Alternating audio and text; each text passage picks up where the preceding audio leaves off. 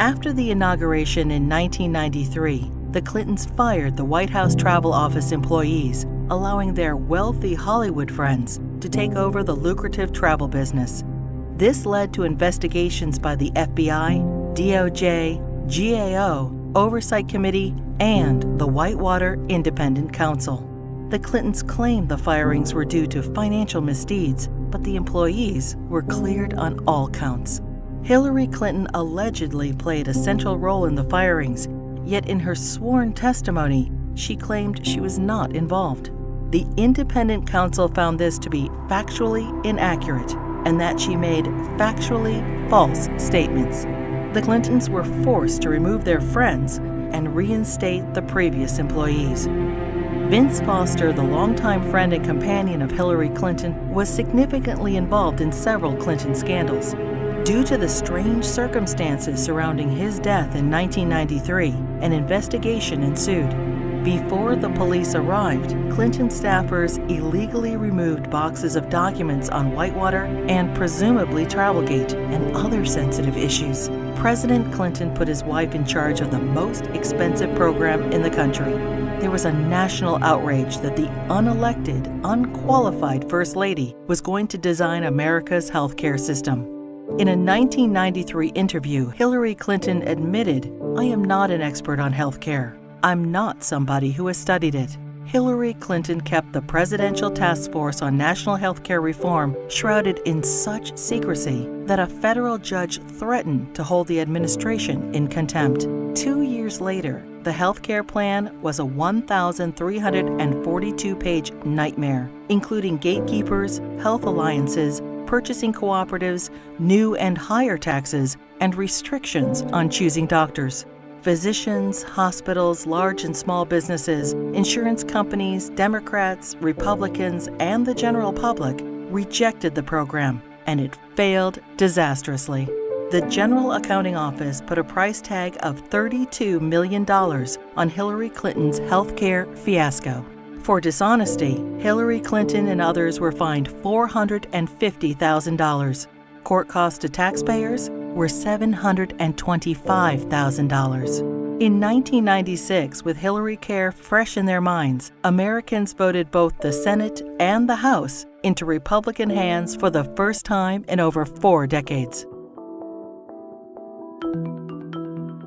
In 1994, President Clinton's Attorney General Janet Reno initiated an investigation focusing on fraud accusations against the Clintons regarding their real estate venture, Whitewater Development Corporation, co-owned with their friends Jim and Susan McDougal. Hillary Clinton was the central figure, and the probe revealed pervasive conflicts of interest between the Rose Law Firm, where Hillary Clinton was partner, and its client, Madison Guarantee, owned by Clinton business partner Jim McDougal. Hillary Clinton claimed billing records, subpoenaed and critical to the investigation, were lost. It is presumed they were stolen from Vince Foster's office the night he died. 19 months later, following the Clintons' acquittal, many of the missing records reappeared in the Clintons' residence. As they were covered with Hillary Clinton's fingerprints, she fell under suspicion of obstruction of justice. Their business partner, Susan McDougal, refused to testify against the Clintons, assuring they were not charged. Susan McDougal went to prison for her silence, but was pardoned by President Clinton. 15 Clinton associates were convicted of 40 federal crimes related to Whitewater. The independent counsel's report highlighted the president's abundant and calculating lies under oath, obstruction of justice, and abuse of power. During this case, many other alleged abuses were uncovered. The 4.5-year expanded investigation cost taxpayers $145 million.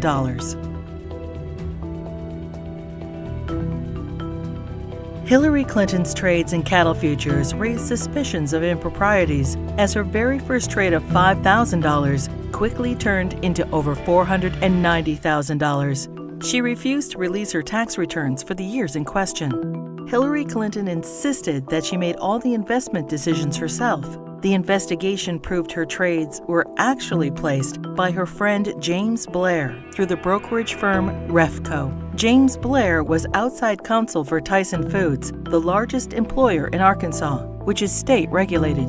The perception was Mrs. Clinton received preferential treatment and incredible financial returns as a way to garner favor with her husband, then governor of Arkansas. Refco was investigated and paid the largest fines in the history of the exchange.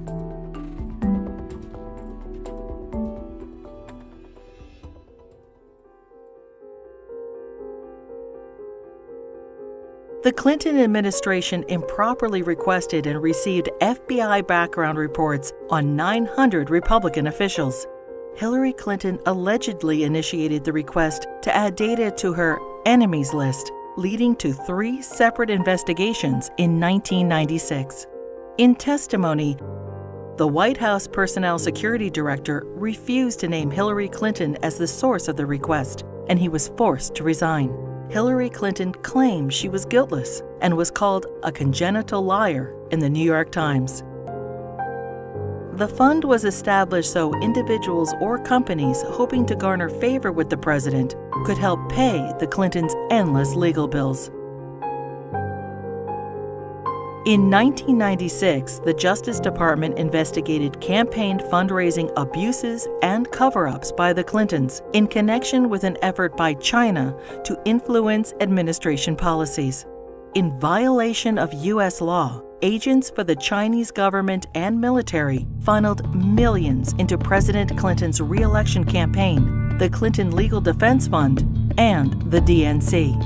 The DOJ's report stated, "A pattern of events suggests a level of knowledge within the White House, including the President's and First Lady's offices, concerning the injection of foreign funds into the re-election effort."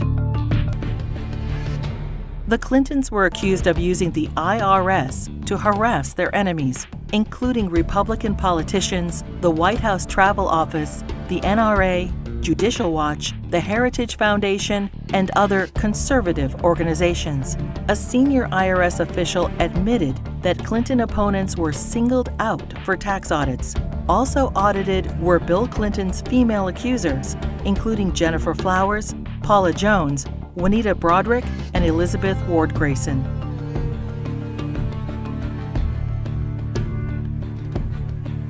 As he was leaving office in January 2001, President Clinton pardoned 450 people for crimes ranging from cocaine trafficking to kidnapping and terrorism. Several pardons personally benefited Hillary Clinton and were investigated for direct ties to her New York Senate bid. Mark Rich, a billionaire fugitive, owed the government over $160 million and was charged with tax evasion, wire fraud, racketeering, and trading with Iran. Rich's ex-wife, Denise Rich, a close friend of the Clintons, donated over $600,000 to the Clinton Presidential Library just prior to the pardon. Mrs. Rich also gave $14,000 to the Clinton Legal Defense Fund and $135,000 to Hillary Clinton's Senate campaign. The New Square Four were elders of a Republican voting Hasidic community convicted of defrauding the government of millions of dollars. Candidate Clinton met with their grand rabbi. Hillary Clinton received their votes, and the New Square Four received their pardons. Hillary Clinton claimed, "I did not play any role whatsoever in the pardons." Hillary Clinton's brother, lawyer Hugh Rodham, charged high fees to use his family influence to obtain presidential pardons. Carlos Vignali, a Los Angeles drug lord, paid Rodham over $500,000, and his sentence for cocaine trafficking was commuted. Almond Braswell, a scam artist, paid Rodham over $250,000 and was pardoned for defrauding senior citizens of millions of dollars. Fighting for Puerto Rican independence, the FALN exploded 138 bombs in New York City, Chicago, and Puerto Rico. During a 10-year reign of terror, 13 innocent people were killed and over 80 were maimed. New York City Councilman Jose Rivera met with Hillary Clinton proposing pardons for FALN members in return for Puerto Rican support in her Senate race. 2 days later, President Clinton pardoned 16 FALN terrorists. These pardons were condemned by Democrats and Republicans, the House and Senate, the FBI, the U.S. Attorney, the Federal Bureau of Prisons, and the Fraternal Order of Police. Another probe into Clinton wrongdoing ensued. When Congress requested additional information, President Clinton claimed executive privilege, preventing anyone involved with the pardons from testifying. Hillary Clinton claimed no involvement in or prior knowledge of the decision. Former Democratic President Jimmy Carter called these shameless pardons disgraceful. The largest political fundraiser in U.S. history became the largest election fraud in history. In the year 2000, the fundraiser for Hillary Clinton's New York Senate race was attended by 1,300 people, including the Hollywood elite and the Democratic leadership. In violation of federal election statutes, an individual, Peter Paul, financed the entire event. Peter Paul was also a convicted cocaine trafficker. In violation, Hillary Clinton was involved with the solicitation of funds and the coordination of the gala. In violation, Hillary Clinton requested in writing an additional $150,000 from Peter Paul in untraceable securities. The Clinton campaign's filings with the Federal Elections Committee stated the event only cost $500,000. The actual price tag was $1.5 million. Senator Clinton was fined over $50,000 for purposely underreporting the cost of the event. In another campaign finance fraud, Hillary Clinton ignored FBI warnings and accepted over $900,000 from scam artist and felon Norman Sue. Hillary Clinton's Senate tenure was undistinguished. In 7 years, she introduced only 3 minor bills which became law, including the naming of a post office. She helped secure millions in federal assistance for a New York developer. Ethics questions arose when the businessman donated over $120,000 to the Clinton Foundation. Senator Clinton did not support English as the official language of the United States government, and she enthusiastically voted for the Iraq War resolution. Hillary Clinton ignored Senate rules and reporting requirements for the hiring of staff and non-paid fellows, breaking the Senate Code of Official Conduct and hiding multiple conflicts of interest. She was investigated by the Senate Select Committee on Ethics.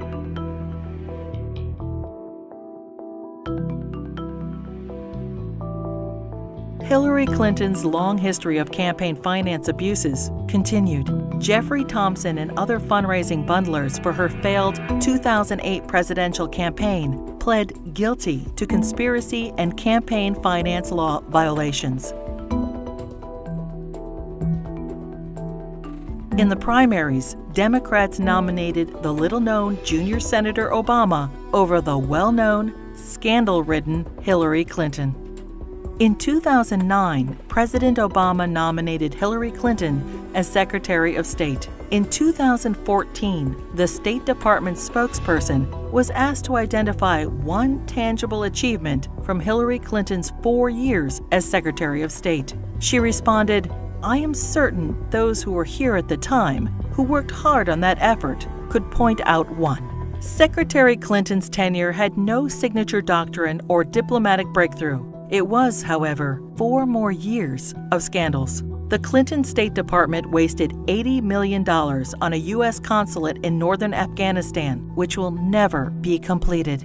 Under Clinton's name, the Foreign Service gathered details on foreign diplomats, our allies and officials of the UN, including internet usernames, email addresses, credit card numbers, fingerprints, frequent flyer account numbers, and work schedules. The Clinton State Department lost approximately $6 billion due to improper filing of contracts. The FBI, CIA, and the DOJ requested that Boko Haram be designated as a terrorist group so the agencies could pursue them. Secretary Clinton declined, and the group continued its reign of terror, including the kidnapping of 300 schoolgirls in Nigeria. A special investigator for the State Department claims probes into illegal acts by the Diplomatic Security Service and ambassadors were influenced, manipulated, or simply called off under Hillary Clinton. These include sexual assaults by State Department security officials in Beirut, endemic engagement of prostitutes by Hillary Clinton's security detail, drug use by State Department contractors in Baghdad, solicitation of child male prostitutes by U.S. Ambassador to Belgium. Secretary Clinton's spokesperson claimed Hillary Clinton had no knowledge of any of the scandals in her State Department. We learned of it from the media and don't know anything beyond what's been reported.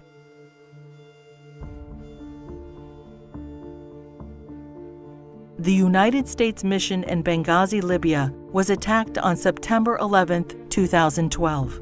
As Hillary Clinton was Secretary of State at the time, she is at the heart of the cover-up investigation.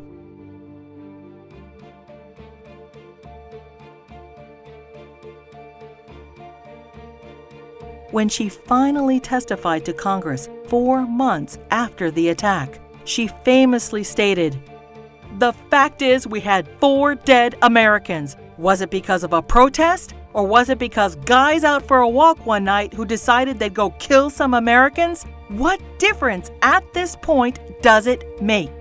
Hillary Clinton testified that she submitted all documents requested by Congress.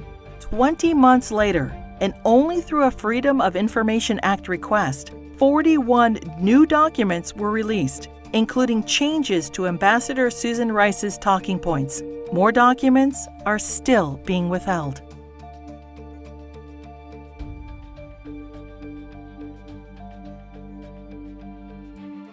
The Presidential Records Act allows restricted access to documents for 12 years after leaving office. Now, 14 years later, the Clintons are still withholding thousands of records from the public.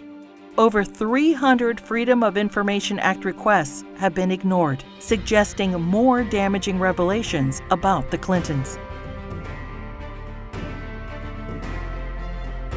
It is difficult to separate the Clintons' personal and political financial ventures from those of the Clinton Foundation. The New York Times expose on the Clinton Foundation details moral and fiscal chaos, shameless fundraising, and calls it mired in conflicts of interest. Run by old Clinton friends, it has been grossly mismanaged and, despite enormous donations, ran multi-million-dollar deficits.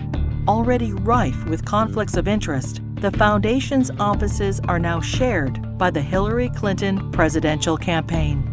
Americans can give $2,300 to presidential candidates, but there are no limits on donations to foundations. Hillary Clinton cannot legally accept campaign donations from foreigners, but no restrictions apply to foundations. Secretary of State Clinton traveled to Moscow and pressed the Russian government to purchase planes from Boeing. 2 months later, contract in hand, Boeing donated $900,000 to the Clinton Foundation. The foundation's support from foreign interests hoping to influence U.S. policy is of grave concern. Foreign donations to the foundation increased by 70% when Hillary Clinton ran for president in 2008.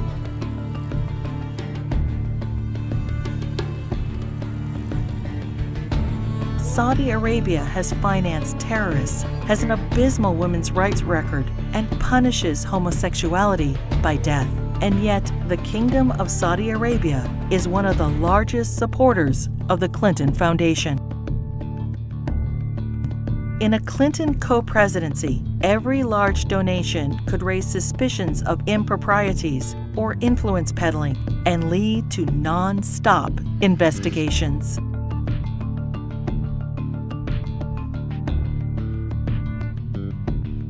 Many qualified and deserving politicians, Democrat and Republican, women and men, are waiting to lead this country.